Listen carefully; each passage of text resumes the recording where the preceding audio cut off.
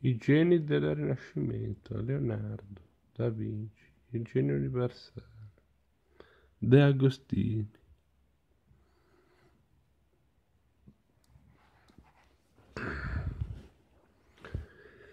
Eravamo rimasti alla bottega di Andrea Verrocchio.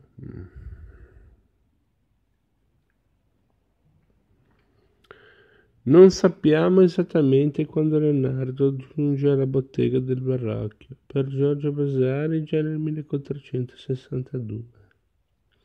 Secondo una ricostruzione più attendibile, dopo la morte di nonno Antonio, dunque tra il 1468 e il 69, quando ha 16 o 17 anni e sta uscendo dall'adolescenza. Trova un maestro che gode di grande fama e di ottimi rapporti con i signori di Firenze, i medici, ma tutto sommato ancora giovane.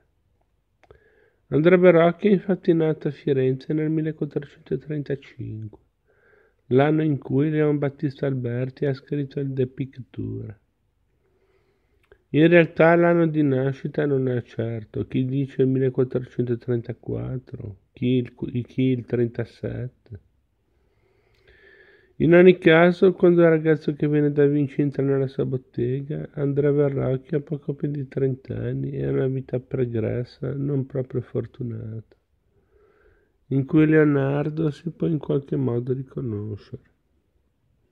Andrea di Michele di Francesco di Cione è il quinto degli 8 figli messi al mondo da Gemma e da Michele di Cione, che da abile piastrellista ha cambiato mestiere ed è diventato esattore delle tasse.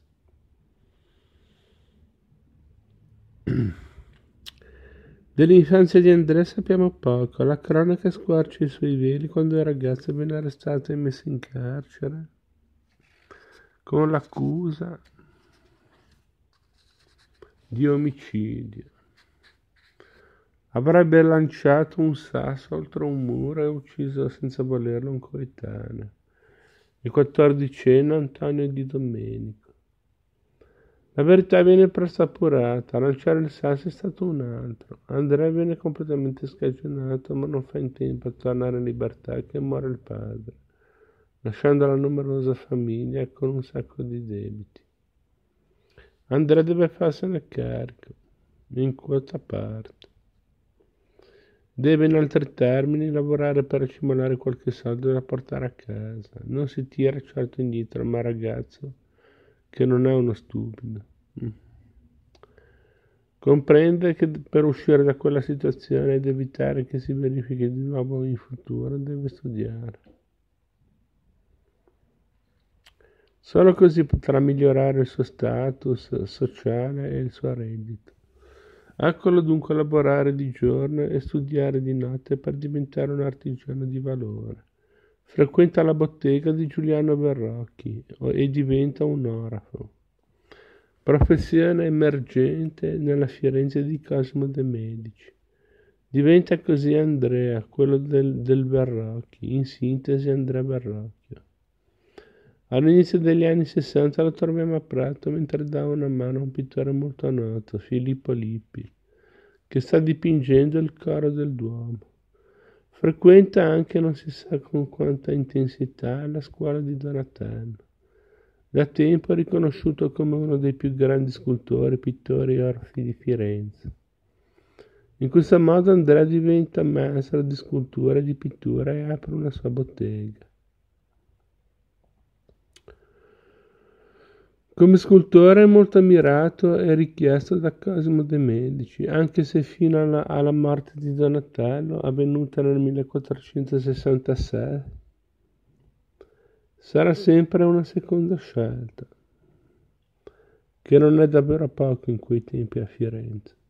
Tuttavia è a lui che la famiglia de' Medici affida la realizzazione del monumento funebre del grande Cosimo, nella cripta che sta sotto l'altare della chiesa di San Lorenzo.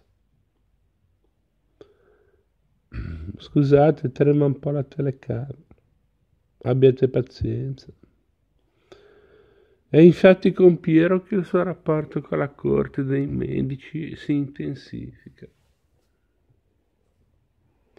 Un rapporto che continua con Lorenzo. Il Magnifico gli affida infatti la realizzazione del monumento funebre a Giovanni de' Medici e soprattutto quello a suo padre Piero. Andrea Verrocchio lo porta a termine nel 1472, quando a bottega ormai da tempo anche Leonardo. Il maestro è dunque molto apprezzato dai signori di Firenze, ma non tutti i critici gli riconoscono a posteriori una grande qualità artistica. Come pittore non sarebbe un grandissimo, si dice. Giorgio Vasari non è affatto entusiasta neppure delle sue doti di scultore. Altri sostengono invece che a scolpire sia bravo per davvero, tanto che in età matura avrebbe raggiunto le medesime vette artistiche toccate dal suo maestro Donatello. Ma non soffermiamoci più di tanto sul Verrocchio artista. Ciò che a noi interessa è il Verrocchio maestro e come abbiamo già avuto modo di ricordare non c'è nessuno che non gli riconosca le qualità del grande maestro. Forse il maggiore che Firenze abbia avuto nel XV secolo e anche dopo.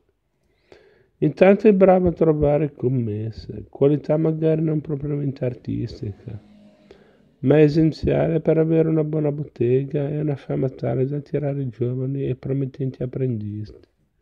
Si dice che questa sua capacità di procacciarsi commesse derivi dal fatto che sia piuttosto avaro. Un vero e proprio taccagno, aggiungono le malelingue, che in città non mancano. La verità è che Andrea Verrocchio sa cos'è la povertà e sa quanto caduca sia la gloria di un artista. Non ci vuole davvero molto a cadere con un gran tonfo dall'altare nella polvere. E anche per questa consapevolezza che alla fine degli anni 60, quando Leonardo vi mette piede, la bottega del Verrocchio è la più in vista della città. Solo quella di Antonio e Piero Benci, più noti come i fratelli del Polaiolo, riesce in qualche modo a stare alla pari. Ma dicono in molti un gradino più in basso, le sue botteghe hanno un tratto in comune, tuttavia. La spiccata propensione a innovare, a sperimentare nuove forme di espressione per raggiungere la perfezione artistica. Quella del Verrocchio è una bottega segnata dalla contaminazione tra diverse forme artistiche, pittura, scultura, decorazione, oreficeria. Andrea e i suoi sono famosi anche per la confezione di armi e armature. Non è solo una filosofia estetica quella del Verrocchio, eppure, e forse soprattutto, capacità di mettersi in sintonia con il mercato, che è da Firenze stessa o da ogni altra parte d'Italia chiede opere di ogni tipo e lui, Verrocchio, intende fornirle, tutte di grande qualità. Chi entra in bottega come garzone ha una lunga vita di apprendistato che può durare anche 13 anni, prima di uscirne definitivamente con il titolo di maestro. Certo, i ragazzi appena arruolati come garzoni devono svolgere lavori più umili. Pulire la bottega, tenerla in ordine, svolgere qualche commissione. Ma presto si è coinvolti nel lavoro vivo, tanto che spesso è impossibile attribuire un'opera solo al maestro di bottega, perché c'è sempre il contributo di uno o più dei suoi allievi. Quando per esempio andando al Verrocchio dipinge il battesimo di Cristo nel 1475, o forse nel 78, una delle figure angeliche è opera di Leonardo, mentre diversi particolari sono realizzazioni di altri allievi del maestro.